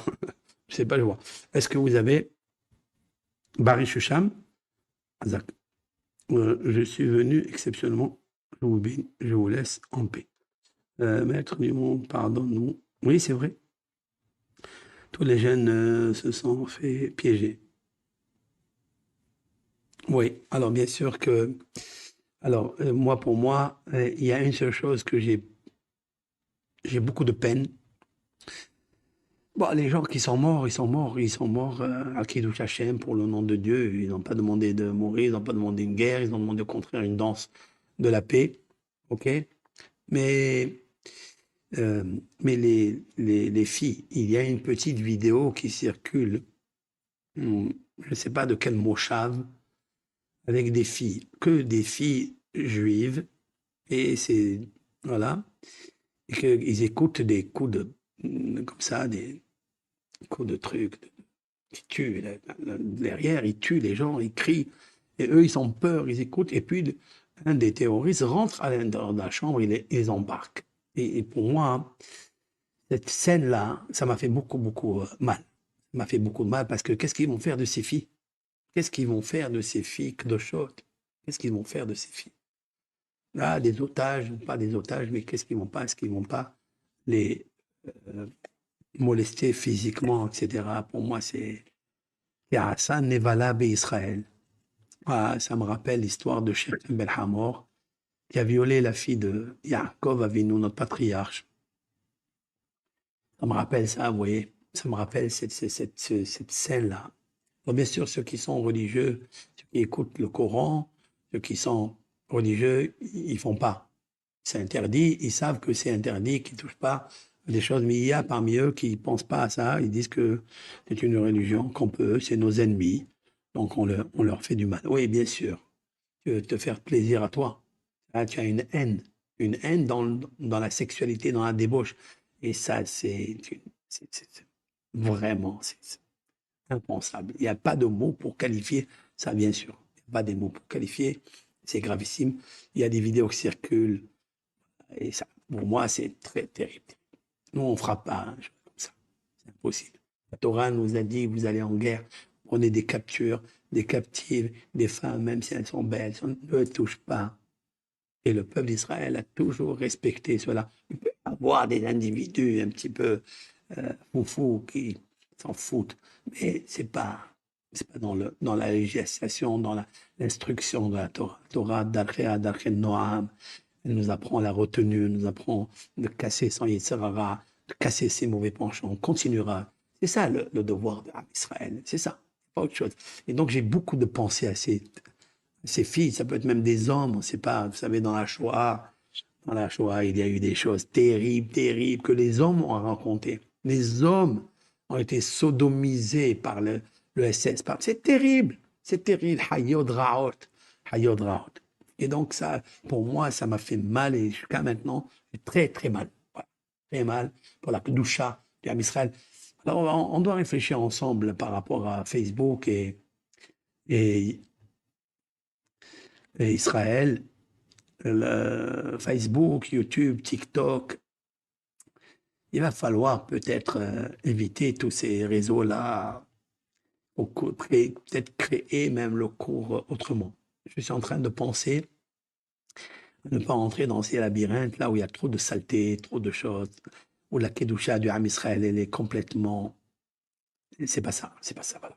Il y a des- On rentre pour aller chercher des informations qui ne sont pas toujours vraies, qui sont toujours montées de là et de là. Bon. Et il y a toujours des photos et des photos. Qu'est-ce que tu fais? La Kedusha des yeux, la Kedusha, la sainteté de l'âme, la sainteté du cœur, la Kedusha de la Torah, elle est complètement bannie, elle est complètement salie, souillée. Voilà. Et je vous le dis, moi, c'est émettre, émettre, émettre, la vérité. Et moi, ça me fait beaucoup de tsar, beaucoup de souffrance de ça. C'est une amertume grave en moi. Et je me dis que comment Hachem, enfin, il va nous, euh, tous ces réseaux avec toutes ces images, ces vidéos, on est nirchal, on trébuche malheureusement, on trébuche beaucoup, beaucoup, beaucoup. Où est la Kedusha du Ham Israël? Pourquoi présenter son mariage? Il a fait un mariage et le présente là-bas. Pourquoi? Les repas de famille, le mariage, le truc. Qu'est-ce que c'est? Pourquoi les gens ils ont besoin de savoir que tu t'es marié, tu es là pour faire? Je n'ai pas compris, moi, qu'on fait ça. Pourquoi? Il faut faire attention. Les cours de Torah, c'est autre chose. Moi, j'évite toujours, même les manifestations que je fais par le Sefer Torah, pour montrer que la gloire de la Torah, c'est-à-dire quand je fais l'intronisation d'un Sefer Torah, on le montre parce qu'on danse avec la Torah, c'est tout. Mais tout le reste, on essaie d'éviter tout ça. Qu'est-ce que le monde a besoin de savoir? Tu le fais ça pour qui? Surtout notre Israël. Ah, notre Israël, elles sont tsnoot, elles sont tzadkaniot, elles sont, n'a pas, la Torah, elle a dit non, non, non, ne fais pas ça. Et elles font pas, voilà. Elles ignorent, elles ont pas il y a trop d'ignorance, malheureusement. On est dans l'exil, on s'est assimilé dans leur On est parti en exil pour ramener les goïms, pour ramener les nations vers la lumière d'Israël, la lumière de Dieu. C'est ça, hein? Pourquoi on est... وَيَتَعَرَّفُوا بَيْ goïm, وَيَلْمِدُوا مِن مَعَاصِيهِمْ. C'est pour que les goïms apprennent de nous. Mais si on est nous-mêmes, on a appris d'eux, alors comment on fait? Eux, ils n'ont pas de halachot. Il n'y a pas beaucoup, toutes les femmes, les filles qui se montrent dans tous les sens. Ça n'a pas de sens. Ça attire le mauvais œil, ça attire des maladies, ça attire la shkomoun, ça attire la magéfa, ça attire l'épidémie. Vous voyez, l'épidémie qui était du coronavirus, c'est un indicateur très puissant. Très, très puissant. C'est lui qui m'a déclenché de penser à ces psaumes, les 10 psaumes. Alors bien sûr, il faut les terminer, ces 10 psaumes, parce qu'il faut savoir qu'est-ce qui peut se passer. Après, on peut annuler, bien sûr. Et là, c'est arrivé. C'est arrivé, et malheureusement, c'est gravissime, voilà. C'est gravissime. La vérité, il y a un verset qui dit que les peuples, les nations habiteront ensemble, iront prier ensemble. Yad be'yad ilchou leit palel bebet Elokeinu. La main dans la main, ils iront prier dans la maison de notre Dieu. C'est marqué ça. Marqué Ki beti bet tefila ikare lechol ha'amim. C'est marqué dans le texte qu'on lit tous les matins dans la préface de l'introduction de la prière. Nous lisons certains versets des psaumes, des versets de Ésaïe, de Jérémie, de Ercha, de Malachi. Nous lisons des psaumes de la délivrance totale du royaume céleste et de la Shekhinah, la divinité, la lumière, et aussi du Ham Israël. Et on dit là-bas, et que tout le monde ira prier, car ma maison est une maison pour toutes mes créatures qui viendront prier. Voilà. Voilà, ligne. Et c'est ça qu'il faut aspirer, c'est ce shalom-là. En attendant, maintenant, il faut faire des tikkunim, prendre sur soi des résolutions, des bonnes résolutions de tzniut, de Shmirat Shabbat. Combien j'ai parlé de Shabbat, de quand ça tombe, Shabbat Rosh Hashanah, Shana. Et quand ça tombe Simchat Torah, Shabbat. J'ai parlé de tout ça. Alors, reprenez les petites vidéos qu'on a diffusées. J'ai insisté énormément pour le Shabbat. Pourquoi? Parce que lorsque Shabbat, Rosh Hashanah tombe, Shabbat, il y a toujours des petits soucis. Nous avons vu les tremblements de terre au Maroc, tremblements de terre en Turquie. Tout ça, c'est pour nous avertir, nous réveiller, de revenir à Hachem sincèrement et demander qu'il gouverne dans son monde, qu'il n'y ait pas les hommes qui gouvernent, les puissances qui gouvernent. Qu'est-ce que c'est ça? Que l'Éternel, Akadosh Baruch Hu, Elohim, Bereshit bara Elohim et Hashamayim et haaretz. Voilà. Et maintenant, nous sommes dans le deuxième verset de Bereshit, Ve'haaretz et Tohu vavohu ve'choshech al pnei tehom. Nous sommes dans le deuxième verset qui dit que la terre est en désolation, chaos, la mort. Mais l'esprit de Dieu, c'est Ruho shel Mashiach, comme disent nos sages, c'est l'esprit, c'est le vent, c'est du Messie qui arrive. Troisième verset, que Dieu dit que la lumière soit, que la lumière elle est la lumière. Et donc, en fait, c'est la lumière qui se cache derrière les ténèbres de la mort. On prie que ces ténèbres s'arrêtent et que les criminels s'arrêtent et que tous les autres ne suivent pas ça. Nous avons des lois, dans toutes les religions, nous avons des lois d'esprit saint, des lois de prière, des lois d'amitié, des lois de la paix. On peut vivre tous ensemble bien. Il nous faut juste Sourmera Barasetov. Torah, elle a répété plusieurs fois, quand tu arriveras en Israël, ou tu dois annuler, brûler le mal qui est à l'intérieur de toi. Tu dois le brûler, tu dois l'enlever, tu dois le jeter, tu dois l'évincer. Ne fais pas de contrat de paix avec lui. Il parle ici du rat, il parle de ceux qui sont méchants. Après, il y a des gens qui sont gentils, mais ils sont influencés parce qu'ils ne peuvent pas faire autrement. Tout ça, il faut omettre. Maintenant, la justice, qui appartient à ça et ça, on le verra un jour. On le verra. Mais mon cher Rabbeinu ne mentira jamais. Moshe Rabbeinu, je viens de vous dévoiler des choses que Moshe Rabbeinu il a dites. Et il y a des secrets dedans encore plus grands, plus grands. Il dit à Melech Heshbon, donc qui est censé être le Hamas de l'époque, il lui dit, laisse-moi passer dans ton terrain, je te paye. Il lui dit non. Il lui dit non. Il lui dit, mais la terre que Dieu nous a donnée, il nous a donnée, tu vas voir, t'as donné, tu vas voir, je vais sortir en guerre contre toi. Mais Moshe Rabbeinu, il le dit, ça. Il le dit. Il lui dit ça. Il lui dit, tous les peuples acceptés, Moab accepte, il fait la paix. Esav, Ben Esav, c'est-à-dire Ben et Seir, ils font la paix, ils le laissent passer, ils lui font, Ya Allah, tabarakallah, Inch'Allah, comme on dit, Barakallahu fik, viens, Baruch Ba, montre. Et il dit non. Pourquoi tu ne veux pas? Pourquoi? Je ne sais pas. Il est dur. Dieu a raidi son cœur. Et pourquoi qu'il y a des raids? Il y a des raids de a raidi, qui lo ava, qui met sa et levavo. Car Dieu a raidi. Le mot raidi vient aussi des raids, les raids des scuds. Des milliers de scuds comme ça sur les citoyens, sur tête. Israël était un peuple qui veut. Ça, c'est plus facile pour lui. Il rentre même pas en une nuit, tout massacré. Et vous croyez que c'est ça? Dieu préserve. Am Israël, Emet, Am Israël, Hay, Am Israël, c'était le peuple de la Torah, c'est le peuple d'Abraham, d'Isaac, c'est des gens pacifiques. Abraham, Isaac, ils ont fait la paix avec Avimelech, Melech Pelishtim. Dans la Torah, tout est marqué, tout est dit. C'est pas un peuple de guerre, c'est pas un peuple tueur, jamais. Non, non, non, non. Il y a des groupes qui sont difficiles, qui sont voilà, pas humanistes. Ah, pas humanistes, voilà. Je veux du pain, je veux de l'eau, je te paye. Non, tu passes pas. Pas seulement ça, pas non, je vais à la guerre avec toi. C'est ce qui se passe. Voilà. C'est seulement, voilà, je reviens au psaume 83. Je veux qui Noassou, Lev Yahdav, Yaharim ou Sod. C'est incroyable. Ils ont fait ensemble un complot secret. Ça veut dire que même entre eux, ils n'ont pas parlé. C'est pour ça que ni le Mossad, ni le Shabak, ni tous ces géants de la technologie, d'espionnage, ils n'ont pas su capter. Parce que Dieu a fermé les yeux pour qu'il arrive ça. Parce que c'est marqué dans le psaume. Voilà.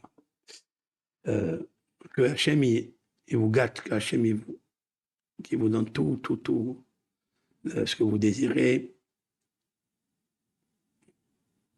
Hachem Barach, je ne sais pas combien de commentaires vous êtes, vous écrivez beaucoup de choses et je ne vois pas bien. Enfin, je ne vois pas bien, je ne peux pas remonter en haut. Mais je vais visiter on appelle ça mes commentaires et au fur et à mesure, je répondrai avec l'aide de Hachem. Je ne sais pas, vous me parlez de colonisation, tout ça, moi je ne rentre pas dans ça. Je ne rentre pas dans tout ça. Moi, ce que je parle, c'est ce qui est aujourd'hui l'échec et le constat. Et je suis un observateur et je ne suis pas un divin. Voilà. J'ai fini mes inspirations, j'ai fini mon petit cours. Que Hachem Barach, je réitère encore une fois, il donne la force à nos hayalim, à nos héros, à nos héros, qu'ils donnent la force à des hayalim pour sauver leur vie, sauver des vies humaines, et qu'ils arrêtent tous ces scuds qui arrivent sur les civils. J'ai jamais vu ça. C'est pas humanitaire, c'est pas des humains, ça. C'est quoi ce bazar?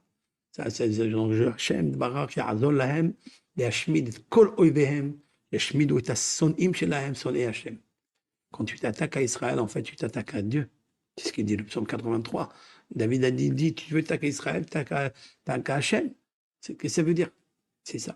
Donc Israël doit faire très attention à Hachem, de faire son Shabbat convenablement, de mettre les tzitzit, de faire la pudeur, d'être tzniut, d'être... voilà. Ça, c'est les vraies choses.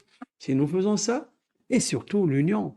L'union dont j'ai parlé vendredi, le psaume 12, Belev Belev et Daberoun, l'union, regardez, à quel moment on est unis, c'est au moment où il y a cette situation-là. C'est ce qui s'est passé au temps de Haman Aracha en Perse, là-bas, Hachvérosh, au temps de Esther, la reine Esther, que Haman, il a dit à Hachvérosh, c'est un peuple qui sont désunis, C'est un peuple, Am Mefouza Amfourat, ils sont désunis. Quand ils sont désunis, nous pouvons comploter sur eux. Qu'est-ce que Hacham il a fait? Il a fait que Ajverosh, il a pris la bague, et il l'a donné à Haman, il a dit fais de ce que tu veux. Il a voulu faire plus que Hitler, lui. Il a voulu que leur nom soit effacé. Il a voulu anéantir du vieux jusqu'au petit dans le ventre de sa mère. Comprenez ça? Mais dans un jour, parce qu'il est juif. Qu'est-ce que tu as? Ils sont désunis après. Non, non. Voilà, il faut les exterminer. Incroyable ça. Si tu as fait, t'as apporté que du bien dans la vie. Maintenant, qu'est-ce que nos sages disent? Gdola hasarat tataba'at mikol arba'im u'shmona nevi'im. Je vais vous traduire ça parce que c'était puissant. Ça. Nos sages disent que elle était importante. Le fait de retirer à Ahasveros sa bague et la donner entre la bague dans les doigts de Haman, ça, ça a fait ce geste-là, c'est-à-dire ça a consolidé l'union du peuple Israël dans les 127 provinces. C'est juste d'avoir enlevé la bague et de lui donner et le livrer à Haman pour les tuer, eh bien, ça les a rapprochés à Dieu et ça les a fait unir plus que tous les prophéties et les réprimandes que les 48 prophètes ont fait à Israël. 48 prophètes ont essayé de génération en génération de ramener le peuple à l'union. Ils n'ont pas réussi. Juste une petite bague qu'on enlève la main, il lui donne dans les mains de Haman, le tueur, celui qui est né sur la planète Mars, eh bien, il veut verser du sang comme ça, parce qu'il est juif. Eh bien, ça a fait. C'est ce qui se passe aujourd'hui. C'est que ce carnage, des morts comme ça, des citoyens, des gens innocents, ça a rapproché le peuple. C'est pas la guerre. S'il y avait une guerre directe, ça aurait laissé encore la dispute. Mais ça, parce que c'est des innocents, on voit que Dieu, il dirige le monde. On ne connaît pas les plans divins, on ne les connaît pas. Nous devons juste nous organiser à nous ordonner et à aimer nos semblables et à s'aimer dans le peuple d'Israël pour rayonner la lumière de Dieu dans le monde. Amen. Voilà, je vous laisse et que Hachem il vous donne la paix et la santé et que tout se passe bien. Il faut continuer à prier. Il y a paraît-il que les grands d'Israël ont fixé un jeûne pour demain. Et donc celui qui peut faire le jeûne, qu'il soit jeune ou qu'il soit vieux, sauf s'il est malade, bien sûr, s'il prend des médicaments, tout ça, c'est pas la peine. Un jeûne dicté de la Bible, c'est un jeûne qui est fait pour cause de la situation dramatique. Et voilà, on revient toujours au psaume, à la lecture des psaumes, pour essayer de gagner le concours de la vie et de l'humanisme. Kol tov, bracha ve'atzlacha. Amen.